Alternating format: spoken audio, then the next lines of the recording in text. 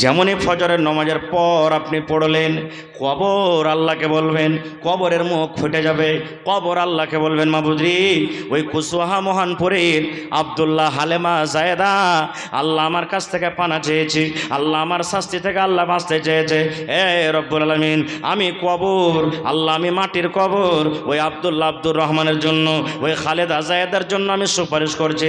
আল্লাহ যেদিনই মরে যাবে আর মরার পর আমার ভিতরে আসবে, আল্লাহ দয়া করে তুমি আমার আযাব থেকে তুমি বাঁচিয়ে নিও। এই মতো মাগরিবের নামাজের পর যখন 3 বার আপনি পড়বেন, আবার কবর আল্লাহকে বলবেন, রব্বুল আলামিন তোমার অমুক বান্দা বান্দি আমার কাছ থেকে আল্লাহ বাঁচতে চেয়েছে। এই রব্বুল আলামিন, মরার পর যেদিন আমার বুকের ভিতরে আসবে আল্লাহ, ওই দিন দয়া করে আল্লাহ তুমি আমার শাস্তি থেকে তুমি তাকে বাঁচিয়ে নিও। এটা খাস ফজিলত কখন? ফজরের নামাজের পর আর মাগরিবের নামাজের পর যদি কেউ 3 বার করে পড়িতে পারে, তাহলে যদি আরবিতে বলতে না পারেন দোয়াটা আল্লাহুম্মা ইন্নী আউযু বিকা মিন আযাবিল কবর যদি বলতে না পারেন, তো এই কথাটা বাংলা ভাষাতে বললেন আপনি, আল্লাহ জি কবর আযাব থেকে তুমি বাঁচিয়ে নিও, আল্লাহ কবর আযাব থেকে বাঁচিয়ে নিও, আল্লাহ কবর আযাব থেকে তুমি বাঁচিয়ে নিও। এতখানি বলেন তাও যথেষ্ট। আরবিটা না পারেন এতখানি বলে দিলেন তাও যথেষ্ট। এবারে মাইয়াতকে কবরস্থানে নিয়ে গেলেন, দোয়া পড়ে দিলেন আপনি কবরস্থানে যাওয়ার। এবার আপনি মাইয়াতকে রাখবেন, কবরের ভিতরে রাখবেন। কি দোয়া পড়বেন ভাই বলেন সামনে থেকে? কবরে মাইয়াতকে রাখার দোয়া কি? জি, বিসমিল্লাহি ওয়া আলা মিল্লাতি রাসূলিল্লাহি সাল্লাল্লাহু আলাইহি ওয়াসাল্লাম। আহা, শেষ বিদায় দোয়া। ইয়ারপর আর দেখা হবে না, ইয়ারপর আর দেখা হবে না। দেখা যদি হয় কিয়ামতের দিন হবে, আর দেখা হবে না রে, আর দেখা হবে না। এই বন্ধু, সেই দিন মা কাম দেবে না, বেটা কাম দেবে না, বেটি কাম দেবে না, ছেলে মেয়ে দুনিয়ার কেহ কাম দেবে না। এই দোয়াটা পড়া পর এই কথাটা বলবেন, কাহা আহবাব নে দফন কে ওয়াক্ত अब हम वहाँ का हाल क्या जाने, लिहाज तक आपकी ताज़ीम कर दी, आगे आपके अमाल जाने। कहा अहबाब ने दफन के वक्त अब हम वहाँ का हाल क्या जाने, कब्र तक आपकी ताज़ीम कर दी, आगे आपके अमाल जाने। आहा हा हा, কবরে রেখে দিলেন। এই সময়তে একটা ভাইয়েরা দোয়া পড়েন, আপনার এলাকাতে আছে না নাই? যখন মাইয়াতটাকে তুমি দোয়া পড়ো যে আছে, এটা আছে, দোয়া পড়ো যে, এই দোয়া পড়ো যে এলান করতে হবে না। যারা যারা দেখলে আঞ্জর পাঞ্জরে আছে, যারা দেখলে ওরা নিজের মনে পড়বে, দোয়া পড়াও যে এটা বলতে হবে না। তাকে রেখে দিলেন, এবার তাকে মাটি দিতে হবে। মাটি দেওয়া দোয়া কি জি ভাই? মাটি দেওয়া দোয়া কি এবং মাটি দেওয়ার তারিকাটা কি আপনার এলাকাতে আছে কি নাই? যেমনি মাইয়াতটাকে জানাজা পড়া হইল, তেমনি মাটি দিবার লাগা মানুষ এত পাগল হয়ে থাকে যে কবরের পাঞ্জরে গোল হয়ে খাড়িয়ে যায়। আর যেমনি মাটি দেওয়া চালু করে ধাক্কাম ধুক্কি মনে হয় ওলিমা কুড়াইতে শুরু করে দেয়। আগতে বিয়া শাদী হয়তো আপনার দিকে সুরুজ মতিস লাগতো, সুরুজ মতিস লাগতো না? মানুষ যখন বেশি তখন মোড়ল রাখি করত, চকলেট কেনে করে ছিটিয়ে দিত, যা কুড়াগা তোর মনে ওতে লুলুপুতি করে মানুষ কুড়াইতো। লাগছে ওই খরিয়াত লিতে গেছে, ওখানে মাটি দিতে যায়নি। এরকম আছে, ভিড় লাগে কবরস্থানে যায়, আমি আগে দেবো, আমি আগে দেবো, আমি আগে দেবো, এরকম ভিড় লাগে না রে ভাই, না। কেন করবেন এরকম ভাই? নিয়ে কে লিতে গেছেন না আপনি জি? আল্লাহ রসুল বলেছেন, যারা মাটি দিলে, যারা প্রথমে জানাজা পড়লে তারা 1 কিরাত নেকি পেলে, আর যারা মাটি দিলে ওরা 1 কিরাত পাইলে। যে মাটিও দিলে জানাজাও পড়লে 2 কিরাত নেকি পাইলে। আর 2 কিরাত হলো মিসলে 2 উহুদ পাহাড় বলা হয়েছে, 2 উহুদ পাহাড়ের সমান নেকি পেয়ে নিলেন আপনি। সুবহানাল্লাহ। তো ওই জায়গাতে যদি লুলুপুতি করেন আপনি পাইবেন? জীবনে পাইবেন না আপনি। মাটি দিবেন কেন করে? মাটি দেওয়া দোয়া নেই, যেটা একটা দোয়া মানুষেরা পড়ে, এটা সহিহ হাদিস থেকে নাই প্রমাণিত। মাটি দেওয়া দোয়া হলো শুধু বিসমিল্লাহ, বিসমিল্লাহ বলে আপনি 3 খাবল মাটি দিয়ে দেন। প্রথমে মাটি দেবেন মাথার সামনে, দ্বিতীয় খাবল দিবেন মধ্যখানে, তৃতীয় খাবল দিবেন পাঁর দিকে। ধরেন কবর, এটা মাইয়াত সীতা আছে, প্রথমে মাথার দিকে এক খাবল দিয়ে দিলেন, ফের হাঁটতে হাঁটতে আর এক খাবল দিয়ে দিলেন, ফের হাঁটতে হাঁটতে পায়ের দিকে এক খাবল দিয়ে দিলেন। আর হামারের দিকে কি করবো জানেন? হুড়াহুড়ির কারণে এই লিনু এই চালিয়ে দেন, এই লিনু এই চালিয়ে দেন, এই লিনু এই চালিয়ে দেন। না, এটা মাটি দেওয়ার তালিকা লয়। কেন এরকম করবেন আপনি? মাটিতে যে মাটি দেওয়া জরুরি নয়। 5,000 মানুষ একটা মাইয়াতে আছে, একটা জানাজাতে আছে, 5,000 মানুষের কি দরকার আছে মাটি দেওয়ার? কবর তো এক বালিশ থেকে উঁচা করতে হবে না খো। এবার আপনি 5,000 মানুষ যদি মাটি দিতে যায় তো এক কোমর মাটি কবর উঁচা হয়ে যাবে। ওই সময়তে কি করতে হবে? যতটি লোকের দরকার আছে মাটি দেওয়ার অতটি লোকই মাটি দিবে। বাকি লোক যারা মাটি দিতে পারলে না, মনে করিয়েন না যে নেকি আমার কে হলো না। এখন তো ভাই মাটি দিচ্ছে আর বাড়ির দিকে ফুর, মাটি দিচ্ছে বাড়ির দিকে ফুর, মাটি দিচ্ছে বাড়ির দিকে ফুর, পাখির মতন উড়ে চলিচ্ছে। কে আপনাকে বলেছে যে মাটি দিয়ে ফৌরান চলে যেতে হবে বাড়ি? মাটি দেওয়ার পর বাড়ি পালাইতে হবে না, ওই মাইয়াতের লেগে আপনাকে মাগফিরাতের দোয়া করতে হবে। হ্যাঁ, কোনো মানুষের দরকার আছে, পেশাব পায়খানা লেগেছে, চলে গেল, আলাদা কথা। আপনি উদ্ধার করতে গেছেন না তাকে, জি উদ্ধার করেন, ভালো করে উদ্ধার করেন। যতক্ষণ পর্যন্ত কাফন দাফন পুরা কমপ্লিট হয়ে না হয়ে যাবে ততক্ষণ পর্যন্ত আপনি বাড়ি আসবেন না। এটা হলো সুন্নাত তারিকা, এটাই হলো আসল। আর একটা মানুষ ধোয়া ধরে লেগেছে, মূলবীরা তো দুয়া উঠিয়ে দিয়েছে, তারপর কবরস্থানে থেকে কি করব? ওই যে দুয়া মূলবীরা উঠায়নি, হাত তুলে দুয়াটা মূলবীরা উঠালছে, কিন্তু যেটা অরিজিনাল দুয়া, আল্লাহু মাগফির লাহু ওয়ারহামহু ওয়া সাব্বিতু আলাল ঈমান, ওই দুয়াটা আপনাকে পড়িতে হবে। আরবিতে না পড়েন তো নিজের ভাষাতে কহেন, আল্লাহ এই লোকটা যে মরেছে, নর কিংবা নারী হোক, আল্লাহ জি এর জীবনের গুনাহ খাতাকে আল্লাহ মাফ করো। আল্লাহ আল্লাহ কবরে যে হিসাব হবে, আল্লাহ কবরের হিসাবটা তুমি আল্লাহ আসান করো। আল্লাহ ইমানের পরে তাকে তুমি কায়েম রাখো। নিজের ভাষাতে বাংলাতে এরকমভাবে আপনি দোয়া করেন। আর মাটি দিলেন আর উড়ে গেলেন, মাটি দিলেন উড়ে গেলেন, এটা সুন্নাত তারিকা লয়, এটা হলো সুন্নাতের খেলাফ। আর একটা আপনার এলাকাতে আছে কিনা জানি না, ধরেন মেলাটি মানুষ আছে, কবর পর্যন্ত যেতে পারে না, এবার পাইচ্ছে থেকে বাইরে মাটি দেবে আর ওখান থেকে তখন টুয়ে দিয়ে কবরে পরে রাখবে। এরকম হয় মেলা জায়গাতে, হয় কি হয় না? এটাও সহি লয়।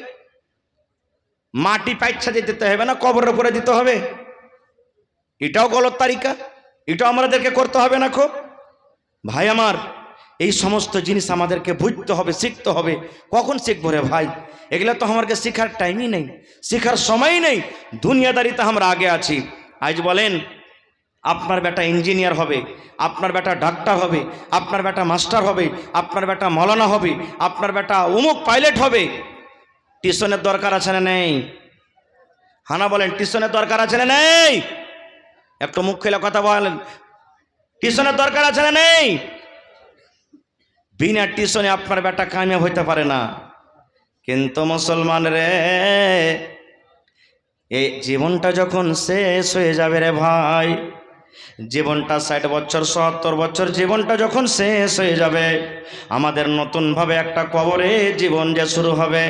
ওই কবরের জীবনটার জন্য, কবরের জন্য কয়টা ছেলে মেয়েকে আমরা টিউশন দিই? টিউশন কি আমরা দিই? জীবনে আমরা টিউশন দিই না ভাই। ভাইরি হাইরাত আবু হুরায়রা রাদিয়াল্লাহু তাআলা আনহু, আল্লাহর একজন, আল্লাহ নবীর একজন সাহাবী, খুব নেককার সাহাবী, ওর সমান হাদিস কেউ মুখস্থ করতে পারেনি। ওই আবু হুরায়রা যখন মরছেন, চোখটা পানি ঝরছে, সাহাবায়ে কেরাম বলছেন, হাগো আবু হুরায়রা, ছেলে মেয়ে বলে কি মনে পড়েছে? ছেলে মেয়ে বলে কি মনে পড়েছে যে তোমার চোখটা পানি ঝরছে?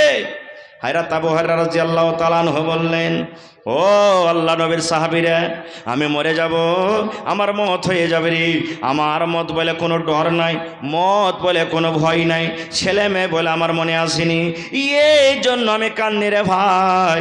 আমার কাছে নেকি অল্প, আমার কাছে নেকি কম, আর আমার সাফার হলো লম্বা, আমি কিয়ামতের এত লম্বা সাফার কেমন করে কাটবো? যেই সাহাবীকে জান্নাতের সার্টিফিকেট দেওয়া হয়েছে দুনিয়াতে, সেই সাহাবী মরার টাইমে কাঁদছেন আর বলছেন, বেটা রে, আমার সাফার হলো লম্বা, নেকি হলো কম, কেমন করে এত বড় সাফারটা আমি কাটবো? আর আমি আপনি তো রাত দিন কোন হাতে ডুবে আছে। আমাকে আপনাকে কি করা দরকার? মা মরে গেছে, বাপ মরে গেছে, কোনোদিন জিয়ারত করতে গেছি না। যখন যখন কেউ মরে তখন তখন কবরস্থানে চলে গেলাম মাটি দেওয়ার জন্য, তাছাড়া আর মোকা লাগে না, মোকা লাগে না। না রে ভাই না, মা কবরে চলে গেছেন, আব্বা কবরে চলে গেছেন, দাদা কবরে চলে গেছেন, নানি কবরে চলে গেছেন, বিবি কবরে চলে গেছেন। মাঝে মাঝে দুদিনে, একদিনে, 5 দিনে, না পারবেন সপ্তাহ দিনে, না পারবেন মাসে, না পারবেন 2 মাসে, এই করে করে মুসলমান কবরস্থানে আপনি চলে যান। নবী বলেছেন কবরস্থানে তুমি যদি চলে যাও, কবরস্থানে যেতে গেলে তোমাকে মত বলে ইয়াদ হবে, মত তোমার স্মরণে থাকবে, গুনাহ থেকে তুমি পাপ বাঁচবে, গুনাহ থেকে তুমি বাঁচবে, পাপ থেকে বাঁচবে। এই জন্য তুমি মাঝে মাঝে মাঝে মাঝে কবরস্থান যাও। আর তোমার আত্মীয়রা যে কবরের ভিতরে শুতে আছে তাদের জন্য তুমি মাগফিরাতের দোয়া করো। রাসূলের হাদিস। কিন্তু কয়টা লোক আমরা যাচ্ছি ভাই? আমরা যাই না। ভাই মুসলমান, বলার মেলায় কথা আছে, 10টা বেজে গেল, আমার টাইম কতক্ষণ আছে আমি জানি না। এবার আরও একটা কথা থাকলো এখানে, কবরে রাখা পর এবার কবরে তার সাথে কি হবে, কি সওয়াল করা হবে, কিভাবে জবাবটা দিবে, জবাব না দিতে পারলে তার ব্যাপারে কি হবে তার সাথে, এটাও কিন্তু একটা খুব বড় পয়েন্ট আর খুব বড় কথা। আজকে আমাদের পরীক্ষা যখন হয়, ম্যাট্রিকের পরীক্ষা, ইন্টারের পরীক্ষা বা বিভিন্ন রকমের যখন পরীক্ষা হয়, কোয়েশ্চেন কিন্তু গুপ্ত থাকে, সওয়াল যেগুলো থাকে লুকিয়ে থাকে, যেদিন পরীক্ষা দেব সেদিনই খুলবে, আর তার আমরা উত্তর কিন্তু লিখি। কিন্তু মুসলমান 1400 বছর আগে কবরে 3টা সওয়াল হবে, ওই 3টা সওয়াল 1400 বছর আগে আউট হয়ে গেছে, সওয়ালও আউট, জবাবও আউট হয়ে গেছে। কয়টা লোক জানি সওয়াল 3টে, আর কয়টা লোক জানি যে জবাব কি হবে? কয়টা লোক জানি? জানি না আমরা। ভাইরে, আল্লাহ বাঁচে রাখে, ইনশাল্লাহ আবার এই বিষয়তে কোনোদিন আলোচনা করব। তবে আমার পিছনে আরও 2 জন বক্তা আছে ভাই। তবে আমি আপনাদেরকে এতক্ষণ দিলাম, এবং আল্লাহ তাবারক ওয়া তাআলার ইবাদতের জন্য ঈদগাহের এটা জালসা নাকি? ঈদগাহের জালসা না? ঈদগাহের জালসা। ঈদগাহ আমাদেরকে বানাইতে হবে। আল্লাহর নবীর জামানা তো ঈদগাহ ছিল, আর আল্লাহ নবীর জামানাতে যেখানে পুরুষরা নামাজ পড়তে গেছেন ওখানে মহিলারাও নামাজ পড়তে গেছেন। আপনাদের এলাকাতে আছে এরকম না নেই? না মা খালারা মসজিদে নামাজ পড়ে? কোথায় পড়েছেন ভাই? ঈদগাহতে। আলহামদুলিল্লাহ, এটা খুব খুশির কথা। এই ব্যবস্থা খুব কম সব জায়গাতে, মানে 100টার মধ্যে 1টা 2টাই পাওয়া যাবে, 100টার মধ্যে 1টা 2টাই পাওয়া যাবে। আল্লাহ নবীর জামানাতে ঈদগাহের ময়দানে মহিলারাও নামাজ পড়তে গেছিলেন। এবার ঈদগাহের মাঠে ওয়াজ হয় কি হয় না? খুতবা নামাজের আগে না পরে? কথা বলেন না জি ভাই? কেউ কইছে আগে, নামাজের পরে হয়। খুতবাতে জুমার দিনে নামাজের আগে হয়, আর ঈদের দিনে পরে। এবার নবীর জামানা থেকে মাইক ছিল ভাই, মহিলারা পিছন দিকে আর পুরুষের কাতার আগা দিকে। নবীজি খুতবা শুরু করলেন, আওয়াজ কিন্তু যাই না। নবীজি বেলালকে বলছেন, বেলাল চলো মহিলাদের কাছে। মহিলাদের পেন্ডালে চলে গেলেন, লাইনে চলে গেলেন। এবার নবীজি ঈদগাহের মাঠে ওয়াজ শুরু করে দিলেন, কি? ইয়া মাশারান নিসাই তাসাদ্দাকনা ফাইন্নী উরিতুকুন্না আকসারা আহলিন নার। আল্লাহর নবী ওয়াজ শুরু করে দিলেন, ও মহিলার দলেরা, তাসাদ্দাকনা, তোমরা দান করো, তোমরা সাদকা করো। কেননা আমি নবী, জাহান্নাম আমাকে দেখা হয়েছে, আমি জাহান্নাম ঘুরে ঘুরে দেখেছি। আমি জাহান্নামের ভিতরে নজর করলাম, ওই জাহান্নামের ভিতরে শুধু মহিলা আর মহিলা, জাহান্নামের ভিতরে শুধু নারী আর নারী।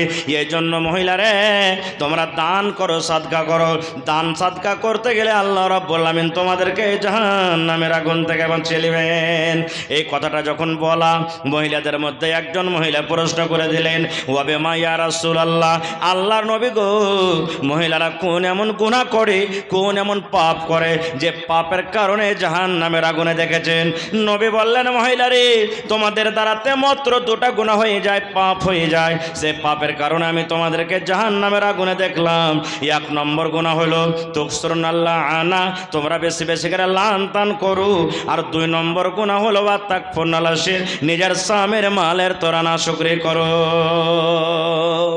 যতই মহিলারাকে খাওয়ান পিন্ধান, একদিন যদি কমে যায়, ই মিনসে ই ভাড়ুয়ার বাড়িতে এসে বউরে কোনোদিন সুখ শান্তি আমি কিন্তু পাইনো না।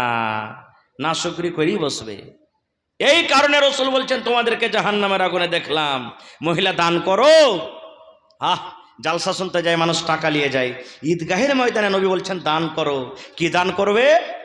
আমার মায়েরা খালারা শোনেন, হযরত বেলাল বলছেন আমি তলিয়া বিছিয়ে দিলাম, আমি গামছা বিছিয়ে দিলাম, রুমাল বিছিয়ে দিলাম।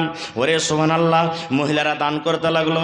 যার কাছে টাকা ছিল টাকা দিয়ে দিলেন, যার কাছে টাকা নাই কেউ কানের খুলে দিয়ে দিলেন, কেউ গলার হার খুলে দিয়ে দিলেন, কেউ নাকমণি খুলে দিয়ে দিলেন, কেউ কানের বালি খুলে দিয়ে দিলেন, কে আংটি খুলে দিয়ে দিলেন, কে গলার হার দিয়ে দিলেন, কে পার পায়াল দিয়ে দিলেন।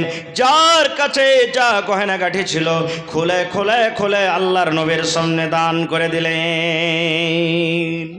তাহলে ঈদগাহ নবীর জামানা তো ছিল, এ হাদিস থেকে আমরা বুঝতে পারলাম। না থাকতে গেলে রসুল বললেন যে ঈদগাহের মাঠে ওয়াজ করেছেন, এবং নবীজি বলেছেন মহিলা পুরুষরাকে বলেছে যে পুরুষরে তোমরা যেখানে নমাজ পড়তে যাবে ঈদ বকরীদের তোমাকে বহু বেটিরাকে নমাজ পড়তে নিয়ে যাও। মা খালারাকে বলা হয়েছে তোমার যদি ওড়নি না থাকে দোপাট্টা, তোমার অন্য বহিনের কাছ থেকে ডাবল আছে, ধার করে তুমি নিয়ে যাও নমাজ পড়তে। নবীজি এতখানিও বলেছেন মহিলা রে, ঈদ বকরীদের সময়তে যদি কোনো মহিলার হাইজ মাসিক চালু হয়ে যায়, রসুল বলছেন তুমিও ঈদগাহে যাও। হাইজ মাসিক হয় তুমিও ঈদগাহে যাও। বলবেন হাজে মৌলানা হাইজ মাসিকের হালাতে তো নমাজ মাপ আছে। জি, নমাজ মাপ আছে। রসুল বলছেন নমাজের টাইমখানে তোমরা কান্ধাতে কোনাতে হয়ে যাবে। আর রসুল বলছেন যখন নমাজ শেষ হয়ে যাবে তখন তোমরা দোয়া দুরূদ তাসবিহ তাহলিল জিকির আজকার করো, আর ইমাম সাহেবের তোমরা খুতবা শোনো। এখনো ঈদগাহের ব্যাপারে আমরা জানতে পারলাম ঈদগাহ কত দামি জিনিস। ভাইরি 1 টাকা দেবেন, 1 টাকা নিব।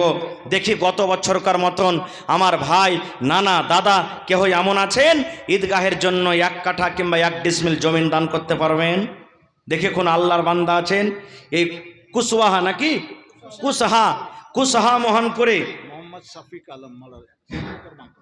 मोहम्मद शफीक आलम मर्डर। जितने भी हैं आप लोग अपना अपना मोबाइल समेट लें। यूट्यूबर जितने भी हैं आप लोग अपना अपना मोबाइल समेट लें।